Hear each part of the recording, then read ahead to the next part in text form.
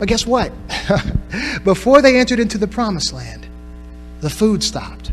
You know, the whole time they were in the wilderness, God fed them manna from heaven, right? They didn't have to do anything for it. It was like grace. God was just feeding them. It was easy when they were in the wilderness. But guess what? God's plan was not for them to live in that wilderness. They weren't supposed to take up residence in that wilderness. They were simply prepared before they can move on to that next level. Often we take up residence in the wilderness. That's not where it's supposed to be about.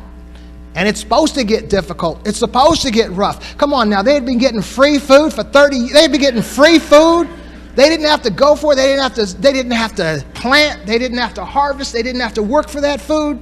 It was easy. And see, a lot of us are in situations today where we say, well, God, how come it was easier before? You know, it seemed easier before, but now it's hard. God, what are you trying to tell me? God's trying to tell you it's time to move. Get up out of that wilderness. That's not where you're supposed to be living.